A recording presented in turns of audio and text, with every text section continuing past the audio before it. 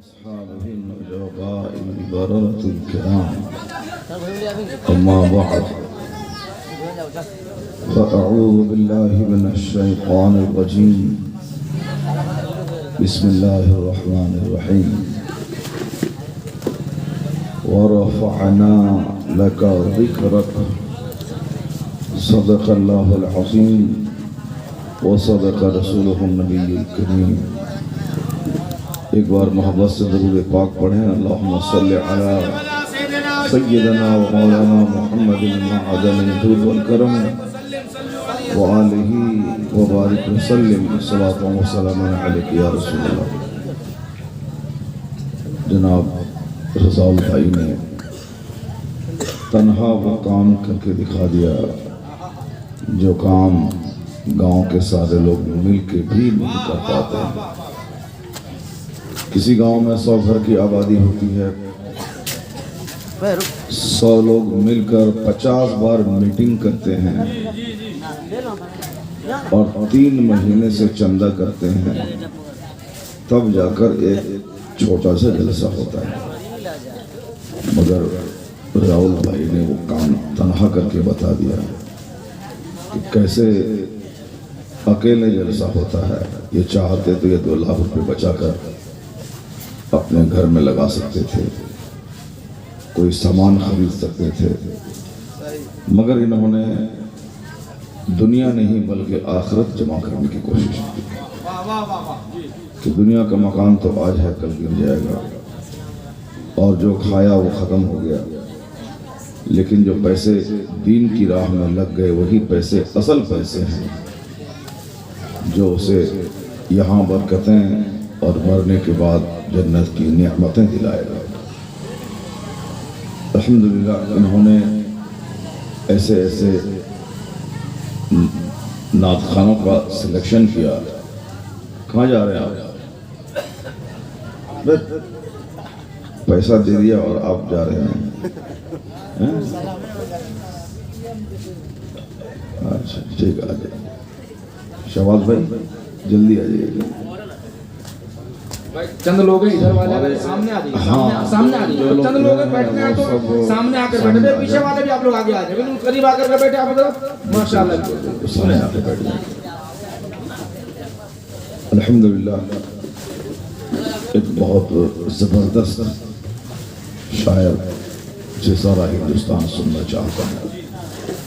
دلبر شاہی کا نام آتے ہی لوگوں کے چہرے پہ مسکراہٹ آ جاتی ہے. بچے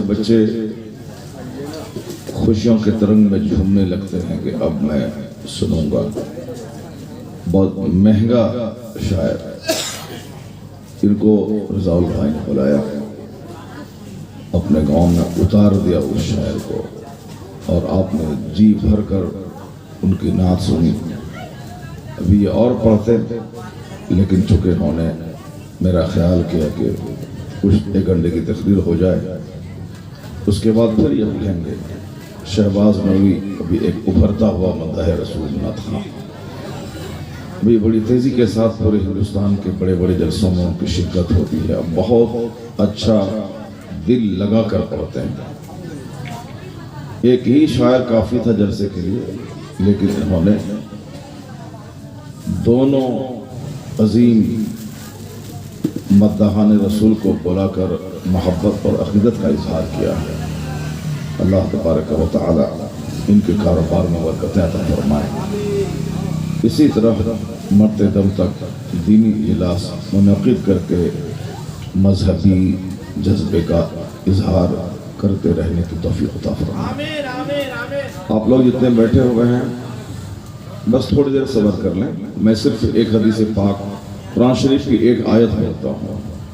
اگر آپ مطالبہ کریں گے کہ اب دوسری آیت اور پڑھیں، دوسری حدیث اور پڑھیں تو میں پڑھوں گا، ورنہ اسی ایک حدیث ایک قرآن شریف کی ایک آیت کی تشریح اور ترجمہ اور شان نزول بیان کر کے میں اپنی گفتگو ختم کر دوں گا.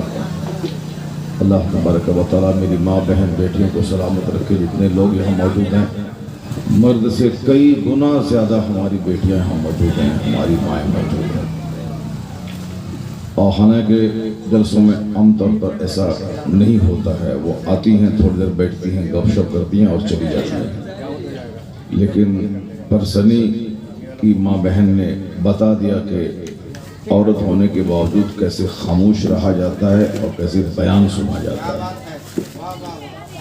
اس قدر نزدیک بیٹھنے کے بعد بھی آواز ان کی نہیں آ رہی ہے اور وہ بہت غور سے گفتگو سن رہی ہیں۔ اس لیے میں کبھی کبھی کہتا ہوں کہ عورتیں وہی سب سے زیادہ خوبصورت ہوتی ہیں جو کم بولنے والی ہیں۔ گھر کا آدھا سکون ان کی خاموشی سے وابستہ رہتا ہے اور گھر کا سارا ٹینشن ان کے بولنے کی وجہ سے ہوتا ہے۔ لڑائی جھگڑا تکرار کیس مقدمہ طلاق خلا، یہ ساری چیزیں صرف زیادہ زبان چلانے کی وجہ سے ہوتی ہیں۔ وہ ہزار خوبصورت ہیں، بڑی بڑی آنکھیں ہیں، ناک لمبی ہے، چہرہ گورا ہے، خوب ٹھیک ہے، لیکن اگر زبان زیادہ بولتی ہے تو سارے حسن پہ پانی پھر جاتا ہے، پھر ان کو دیکھنے کو دل نہیں کرتا ہے، شوہر ان سے بھاگے بھاگے پھرتا ہے، نظر نہیں پڑے اس میں۔ لیکن اگر وہ کالی کلوٹی ہے، دیکھنے میں بہت خوبصورت نہیں ہے، لیکن اگر زبان اس کی اچھی شیریں میٹھی ہے اور کم بولنے والی ہے تو شوہر تو اس پہ دل جان نچھاور کرتا ہے، ان کے پاؤں کے نیچے دل بچھا دیتا ہے۔ اس لیے اپنی بیٹیوں کو یہ تعلیم ضرور دیں کہ وہ ہمیشہ کم بولتے ہیں، کم بولیں اور جہاں ناپ تول کر بولیں، تاکہ شوہر ان سے بات کرنا چاہے، یہ بات کم کرتی ہے بولے مجھ سے۔ اور ابھی شوہر بولتا ہے کہ چپ رہو، تمہارا چپ رہنا ہی اچھا لگتا ہے۔ عورتیں بڑی خوبصورت ہوتی ہیں جب وہ کم بولتی ہیں، اور اس کی ٹریننگ کہاں ہوتی ہے؟ اس کی ٹریننگ اسی طرح کے جلسوں میں ہو جاتی ہے۔ وہ 4 گھنٹے بیٹھ کر چپ ہو کے تقریر سنتی رہیں، اور جہاں 10-20 تقریریں خاموش ہو کے سنیں گی تو ایک دن کی خاموشی سال کے 360 دن ان کے گھر میں رحمتیں اللہ تبارک و تعالی میری ماں بہن بیٹیوں کو خاموش رہنے اور اپنے گھر کو جنت بنانے کی توفیق عطا فرمائے۔ اس جلسے کا نام عظمت مصطفیٰ ہے، اور آج فتن و فساد کے اس وقت میں ضرورت ہے کہ آقا دو جہاں کی عظمت پہ خطاب کیا جائے۔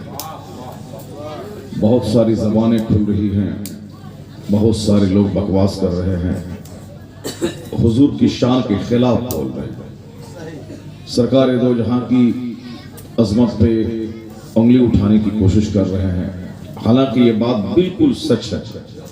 نفرت اور دشمنی سے ہٹ کر اگر آدمی حقیقت سے قریب ہو کر سوچے تو غیر مسلم کو بھی کہنا پڑے گا کہ اس روئے زمین پر اگر کوئی لاجواب انسان آیا ہے تو محمد عربی کی ذات ہے۔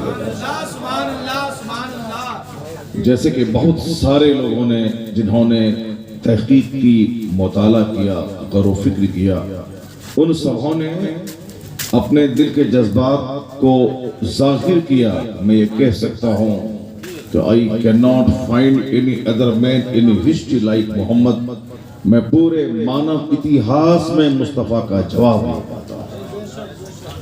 نرسنگانند جیسا آدمی بہت کم پڑھا لکھا، الزدی السستی شہرت حاصل کرنے والا آدمی، چونکہ جب آدمی سوچتا ہے کہ میں خاموش رہتا ہوں، سماج میں میری عزت نہیں ہے، تو پھر وہ خوب جھوٹ بولنا، گالی گلوچ کرنا اور بکواس کرنا شروع کر دیتا ہے تاکہ لوگ میری طرف توجہ دیں۔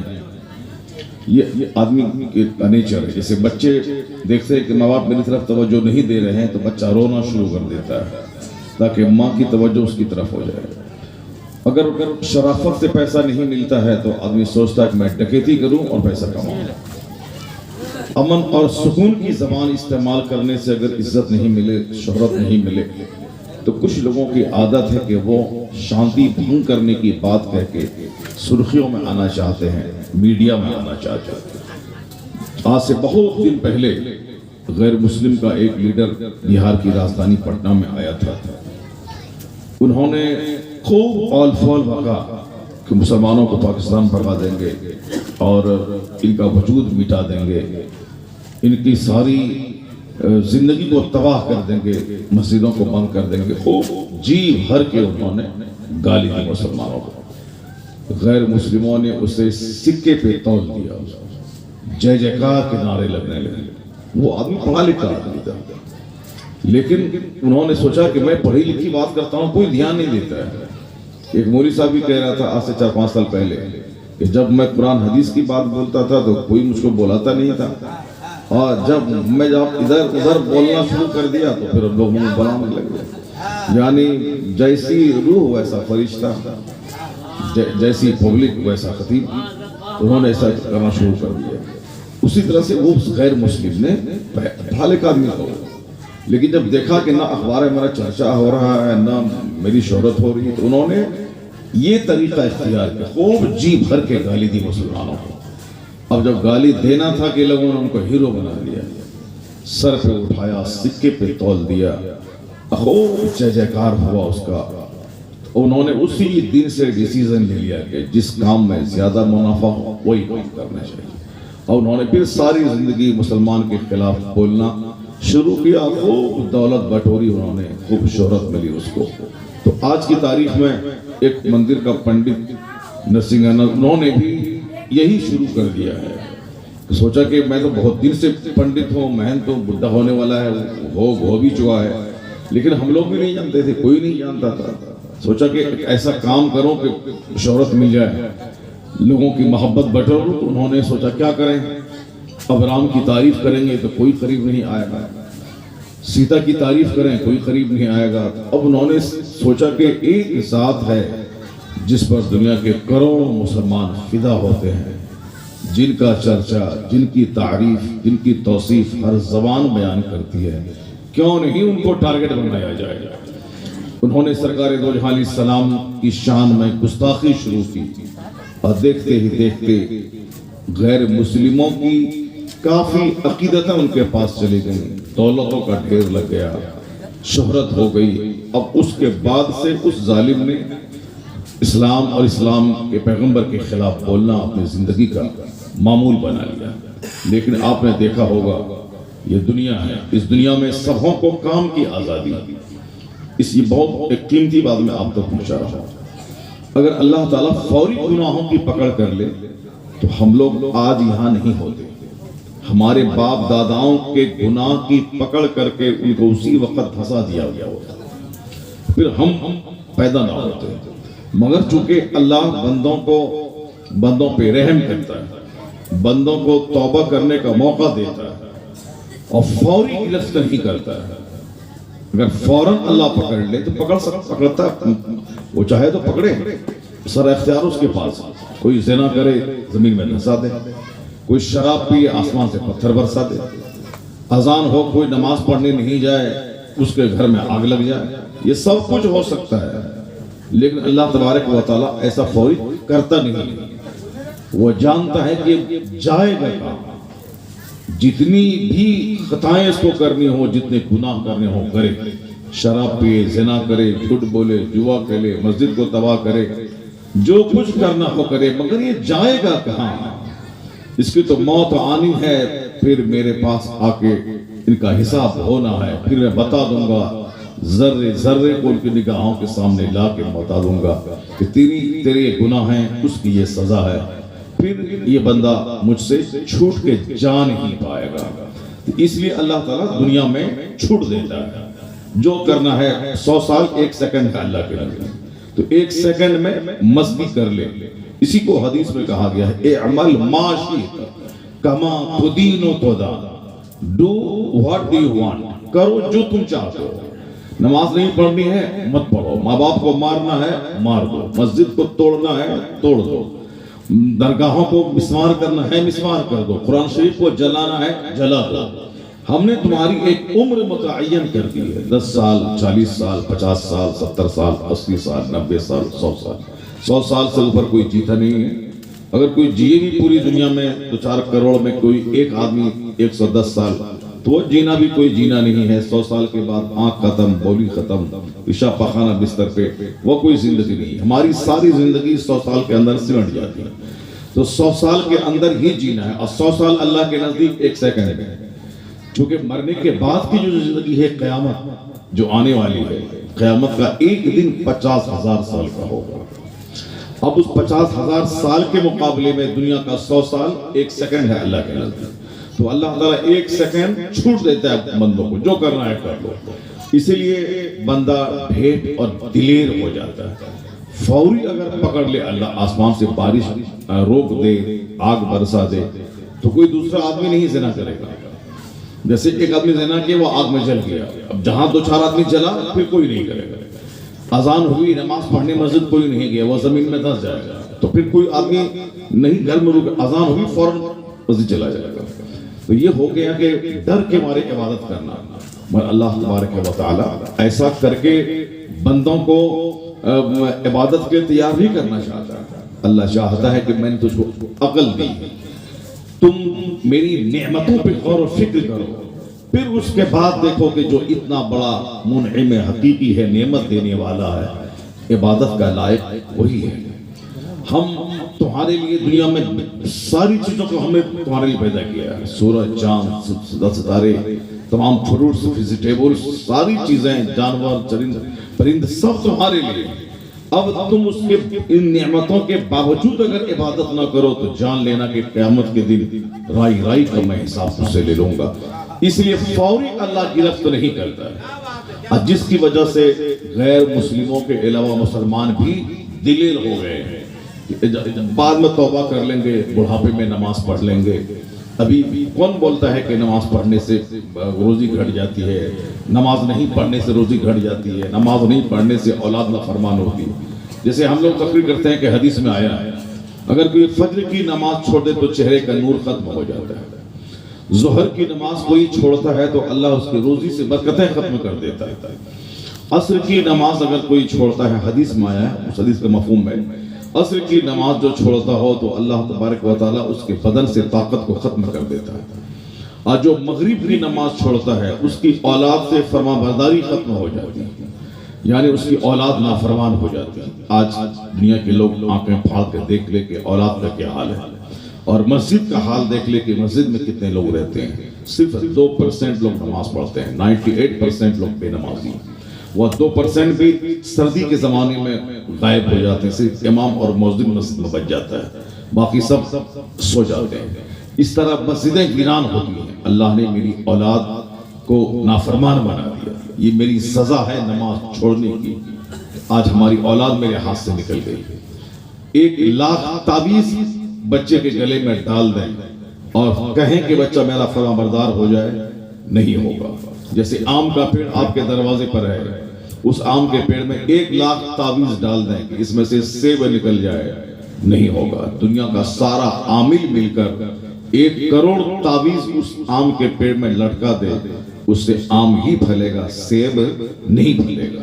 اسی طریقے سے نافرمان اولاد اگر ماں باپ کی خطاؤں کی سزا ہے تو چاہے وہ جس قدر بھی ترکیب کر لے، تعویذ ڈال دے، جب تک اس اولاد کے ذریعے ماں باپ کو تڑپایا نہیں جائے گا، اس وقت تک اس اولاد اس ماں باپ کو چھوڑا نہیں جائے گا. یہ ہماری خطاؤں کی سزا ہے کہ ہمارے بچے نافرمان ہو گئے. جس کو میں نے گود میں کھلایا، جس کو میں نے زمین بیچ کے پڑھایا، جس کو میں نے سیب سنترا کیا نہیں دیا، کھلونے دیے، سب کچھ دیا، نماز چھوڑ دی، رات بھر ماں نے اس بچوں کی خاطر نیند قربان کر دی، مگر بچے آج نافرمان ہو گئے. بچہ امریکہ گیا، پڑھا لکھا، امریکہ ہی کی عورت سے شادی کر کے وہیں رہ گیا. اب صاحب وہ ہندوستان لوٹ کے نہیں آیا. بوڑھا ماں باپ تڑپ کے ہندوستان میں مر گیا، اس کو آنے کی فرصت نہیں ملی. مدراس میں نے دیکھا ایک شخص اربوں میں کھیلتا تھا، اس کا بیٹا امریکہ جاتا آتا تھا، امریکہ ہی میں کسی خاتون سے اس کو محبت ہو گئی. اب وہ ہندوستان کی فیکٹری پہ گورنمنٹ سے کروڑوں روپے قرض لے کر وہ امریکہ میں شفٹ کر گیا. ان کا باپ اسی صدمے سے نڈھال ہو کے بیمار ہو گیا، لا علاج مرض کا شکار ہو گیا. اس کی ساری فیکٹری نیلام ہو گئی، گورنمنٹ نے اپنی تحویل میں لے لیا قرض کی وجہ سے. تو اب ماں باپ یہاں تڑپے ہندوستان میں، اب بیٹا امریکہ میں مستی کر رہا. ہم لوگ یہاں بھیجتے ہیں بچے کو احمد آباد پڑھنے کے لیے، بچہ وہاں گیا، میڈیکل کی پڑھائی کری، اب وہی اپنے کلاس کی کسی لڑکی سے محبت ہو گئی، اب اس لڑکی نے کہا کہ میں بہار نہیں جاؤں گی، تم کو یہاں رہنا ہوگا اگر مجھ کو چاہیے، تو بچہ ماں باپ بھائی بہن وطن اولاد سب وطن ساری چیزیں چھوڑ کر کے اسی کا ہو کے رہ گئے۔ اب یہاں بوڑھی ماں کو ڈاکٹر کے پاس لے جانے والا کوئی نہیں، بوڑھا باپ تڑپ رہا، بھلے ہی اس میں اولاد کا قصور ہو لیکن اس سے پہلے ماں باپ کا قصور ہوتا ہے۔ ایک تو ماں باپ اولاد کی تربیت نہیں کرتے، اولاد شروع میں خوب لاڈ پیار دیتے ہیں، جب بچہ بگڑ جاتا ہے اس کے بعد ان کو خیال آتا ہے کہ میں سوار دوں، مگر اب سوارنے کا ایج ختم ہو چکا ہوتا ہے۔ اور سب سے بڑی بات ہے کہ جو آدمی نماز کا پابند نہ ہو، اللہ تبارک و تعالیٰ اس کی اولاد کو نافرمان بنا دیتا ہے۔ مغرب کی نماز جو چھوڑتا ہے اس کی اولاد سے فرما برداری ختم ہو جائے گا۔ جو عشاء کی نماز چھوڑتا ہے اللہ تعالیٰ اس کی نیند سے راحت کو ختم کر دے گا۔ آج کل اکثر آدمی جھومتا رہتا ہے، جیسے آپ سے کئی سال پہلے وہ ایچ ڈی دیوے گوڑا انڈیا کا پردھان منتری تھا، وہ جنتا دل کا وہ لیڈر تھا، لیکن وہ جہاں بھی جس جلسے میں جائے، جہاں بھاشن دینے جائے، وہ سوتا رہتا تھا، وہ کرسی پر بیٹھ کے سوتا رہتا تھا۔ اور آج بھی بہت سارے لوگوں کو دیکھیں گے جمعہ کے دن وہ مسجد میں گئے بس سوتا رہتا ہے۔ جو رات میں 6 گھنٹے کی گہری نیند لے لے، یقین جانے کہ اس کو دن میں نیند نہیں آنی چاہیے، اس کو بالکل مست ہو جائے، ریفریشڈ ہو جائے۔ اب چونکہ 6 گھنٹے کی نیند بہت ہے، 8 گھنٹے میکسیمم سونا چاہیے، لیکن 6 گھنٹے بھی کوئی گہری نیند لے لے سب پورا دن وہ فریش تو تازہ رہے گا۔ لیکن آج کل نیند سے برکتیں ختم ہو گئی ہیں، لوگ 10-10 گھنٹے سو رہے ہیں، بے وقت سو رہے ہیں، اور اس کے بعد گھر میں بیٹھ کے، مسجد میں بیٹھ کے، ٹرین پر بیٹھ کے، بس میں بیٹھ کر، بائک چلاتے ہوئے سوتے رہتے ہیں، اور پھر صحت اس کی خراب ہو رہی ہے۔ کیوں؟ 3 گھنٹے کی گہری نیند کافی تھی، لیکن آج 10 گھنٹے سونے کے بعد بھی نیند کا جو بینیفٹ ہونا چاہیے وہ نہیں ملتا ہے، صرف اس لیے کہ حضور کی حدیث میں آیا ہے کہ جو عشاء کی نماز چھوڑ کے سوئے گا اللہ اس کی نیند سے راحت کو ختم کر دے گا۔ نیند سے سکون نہیں ملے گا، نیند جو بے شمار بیماریوں کا علاج ہے، نیند جو ٹائٹنس کا شاندار علاج ہے، نیند جو پچھلے دن جو میں نے 12 گھنٹے کھٹ کر بدن کو چور چور کر دیا، 5 گھنٹے کی نیند تمام تھکاوٹ کو دور کر دیتی، دوسرے دن ہم پھر کام کرنے کے لیے تر و تازہ ہو جاتے ہیں۔ اب آپ نے سمجھ لیا کہ فجر کی نماز چھوڑنے سے چہرے کا نور ختم ہو جاتا ہے۔ آج لوگ فیئر اینڈ لولی لگاتے ہیں، خوب اچھا کپڑا پہنتے ہیں، راڈو گھڑی پہنتے ہیں، 10,000 کا جوتا پہنتے ہیں، صاحب ہم جینس اور ٹی شرٹ اور آج کل برانڈیڈ کمپنی خوب پہنتے ہیں لوگ، جنرل لوکل کمپنی کا مال کوئی نہیں پہنتا، مفتی ہے تو صاحب ریڈ اینڈ ٹیلر ہے تو کیلر ہے، اسپائکر ہے، کیا کیا ہے، وہ سب برانڈیڈ کمپنی کا مال لوگ پہنتے ہیں۔ جوکی کا لوگ آپ موزہ، جوکی کا بنیان، برانڈیڈ کمپنی کا مال پہنتے ہیں، مگر چہرہ جیسے کوئی مکھی پڑ گئی ہو، چہرہ گورا، چہرہ کالا ہوا، وہ چاہے 10 بار لوشن لگا لے مگر چہرے پہ حسن نہیں، نورانیت نہیں ہے جو ہونی چاہیے۔ کیوں؟ حضور کی حدیث میں آیا ہے جو فجر کی نماز چھوڑے گا اللہ اس کے چہرے کا نور ختم کر دے گا، چاہے وہ 1000 گورا رہے، چاہے 1000 میک اپ کرے، چہرے کا جو حقیقی لائٹ ہے اللہ اس کو ختم کر دیتا ہے۔ اور جو تہجد کی نماز پڑھتا ہو اور فجر کی نماز پابندی سے پڑھتا ہو اللہ تعالیٰ اس کے چہرے کو نورانی بنا دیتا ہے۔ وہ کوئی لوشن نہیں لگائے، وہ کوئی کیمیکل نہیں لگائے، روحانی طور پر چہرہ ایسا پرنور ہوتا ہے کہ اللہ کے نیک بندوں اور ولیوں کو جتنا بھی دیکھا جائے طبیعت نہیں بھرتی۔ یہی وجہ ہے کہ ان کے تہجد کی وجہ سے اللہ ان کے چہرے کو نورانی بنا دیتا ہے۔ نماز فجر کی وجہ سے ان کا چہرہ بانور ہو جاتا ہے۔ اور جو نماز سے ہٹ کے لباس میں خوبصورتی ڈھونڈے، لباس تو اچھا ہو سکتا ہے مگر چہرے کا نور کہاں سے لائے گا؟ دوائی آدمی 50 کروڑ کی خرید سکتا ہے، کھا سکتا ہے، مگر شفا اس دوائی سے نہیں ملے گی، شفا تو اللہ کی طرف سے ملا کرتی ہے۔ یہی وجہ ہے کہ 10 کروڑ پہ خرچ کرنے کے باوجود بندہ ٹھیک نہ ہوا اور اللہ نے چاہا تو گاؤں کا جھولا چھاپ ڈاکٹر ایک ڈائجین دیا، اسی سے ٹھیک ہو جاتا ہے۔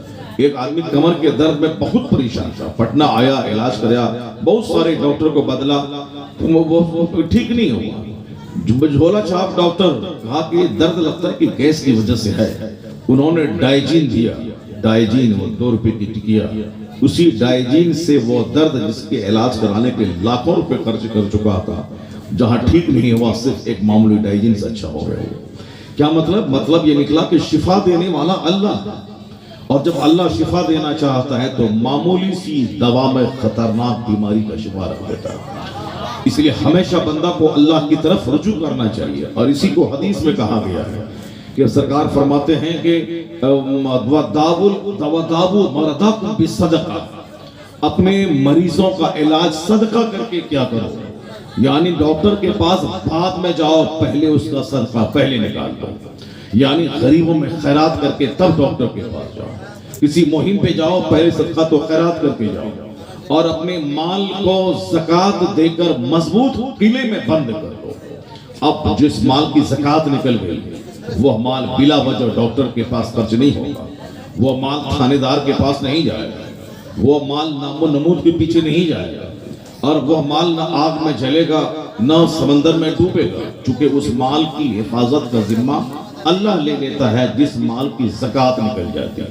وَحَسِّنُوا أَمْوَالَكُمْ بِالزَّكَاةِ، زکوٰۃ دے کر اپنے مال کو مضبوط قلعے میں بند کر لو، سارے خطرات سے وہ مال سیف ہو جاتا ہے۔ آج ہمارا مال شادی بیاہ میں بے پناہ خرچ ہوتا ہے، آج ہمارا مال ڈاکٹروں کے پاس بے پناہ خرچ ہوتا ہے، ادھر علاج، ادھر کماؤ ادھر ڈاکٹر کو دے دو، ادھر کماؤ ادھر ڈاکٹر کو دے دو، یعنی کمانا ڈاکٹر کو دینا۔ آج ہر گھر کا ہی معمول ہو گیا، گھر دوائیوں سے بھر گیا ہے، جتنے افراد اتنی بیماریاں، صرف ڈاکٹر کے پاس ہی آنا اور جانا۔ سبھی سوچیں کہ آخر یہ کیا چیز ہے؟ حضور نے کیا فرمایا؟ جو عصر کی نماز چھوڑتا ہے اللہ ان کی صحت سے برکتوں کو ختم کر دیتا ہے، یعنی صحت ختم ہو جاتی ہے، اللہ صحت چھین لیتا ہے۔ اور آج پیسہ کمانا، علاج کرانا، پھر بھی نڈھال رہنا، جوان لوگ آج مر رہے ہیں، جوان لوگ مر رہے ہیں۔ کورونا تو اپنی جگہ ہے، دوسری بیماری سے جوان مر رہے ہیں۔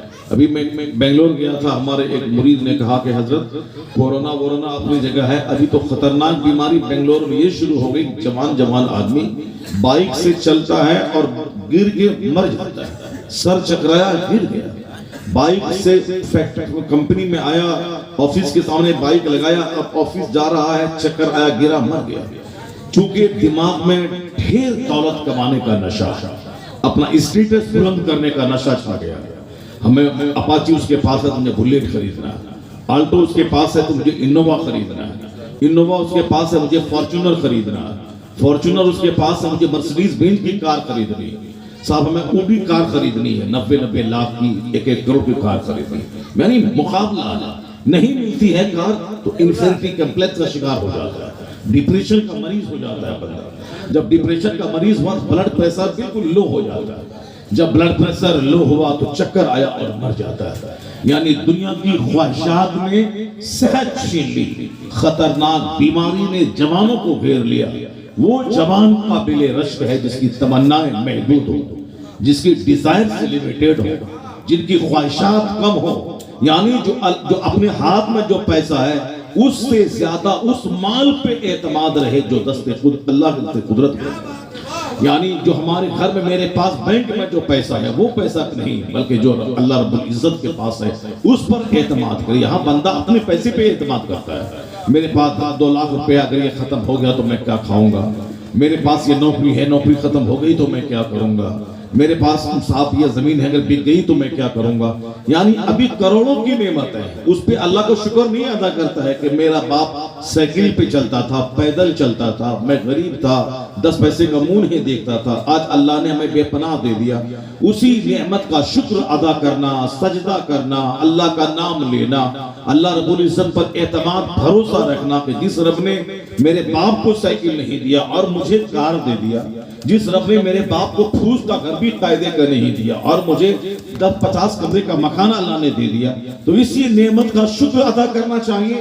نہیں، وہ اپنے 50 کو بھول کے اب دوسروں کے 100 کو دیکھنے لگا، اپنی کار کو چھوڑ کر کے دوسروں کی قیمتی کار کو دیکھنا شروع کر دیتا ہے۔ نتیجے میں اس کا دماغ چور چور رہے گا، خواہش نہیں پوری ہوئی تو نروس ہو جاتا ہے، ہائی پریشر کا شکار ہو جاتا ہے یا پھر پریشر لو اس کا ہو جاتا ہے. پریشر ہائی ہوا تو فالج کا اٹیک آتا ہے اور پریشر اگر لو ہوا تو ڈیپریسڈ بن کے اس میں فالج کا شکار ہوتا ہے. اور حضور نے فرمایا تھا اخیر زمانے میں قیامت کی نشانیوں میں سے ایک نشانی ہے کہ پیرالائسس کا مرض عام ہو جائے گا, یعنی لقوہ کی بیماری عام ہو جائے گی. اور لقوہ کی بیماری ہوتی ہے پریشر ہائی ہونے سے یا بالکل پریشر لو ہو جانے سے.